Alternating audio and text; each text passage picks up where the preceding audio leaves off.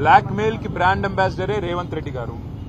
RTI అనే ఒక చట్టాన్ని అడ్డంగా పెట్టుకుని రైట్ టు ఇన్ఫర్మేషన్ ని రూట్ టు ఇన్కమ్ గా మార్చుకున్నదే రేవంత్ రెడ్డి గారు.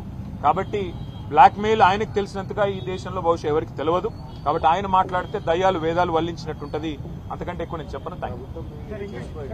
ప్రభుత్వం మీది, మీరు ఏ విచారణ చేయాలనుకుంటే ఆ విచారణ చేయవచ్చు అని చెప్పి నిన్ననే మా పార్టీ తరఫున చెప్పాం.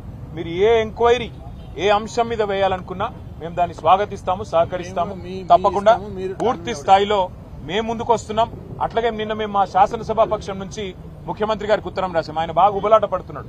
మీరిద్దరు ఉత్తరం రాయండి, నేను ఎంక్వైరీ చేస్తా అన్నాడు. మీ ఇద్దరం కాదు, మొత్తం 40 మంది ఉత్తరం రాసినాం. చేయండి, ఏ ఎంక్వైరీ చేస్తారో చేయండి. అమృత్ కుంభకోణం మీద, టీడీఆర్ కుంభకోణం మీద, సింగరేణి కుంభకోణం మీద, హిల్ట్ కుంభకోణం మీద మేము దాదాపు 14 అంశాలు, హ్యామ్ స్కామ్ మీద, అన్నిటి మీద మేము ఆధారాలు ఇవ్వడానికి రెడీగా ఉన్నాం.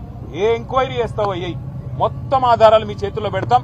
ఏ యాక్షన్ తీసుకుంటావు? నిన్న చెప్పావు ఒక డైలాగ్, రేవంత్ రెడ్డి కుటుంబమైనా శ్రీనివాసరెడ్డి కుటుంబమైనా ఎవరిని ఉపేక్షించను, చర్య తీసుకుంటామన్నావు. ఆధారాలతో సహితంగా ఇవాళ ఉదయం రెవెన్యూ మంత్రి గారి కుంభకోణాన్ని బయటపెట్టాం. సతీష్ షా, పల్లవి షా వాళ్ళు పాపం బాధితులు వాళ్ళ మీ ముందే మాట్లాడారు మీడియా ముందు. దమ్ముంటే చర్య తీసుకొని ముఖ్యమంత్రి గారు చూపెట్టాలని చెప్పి కూడా మేము డిమాండ్ చేస్తాం.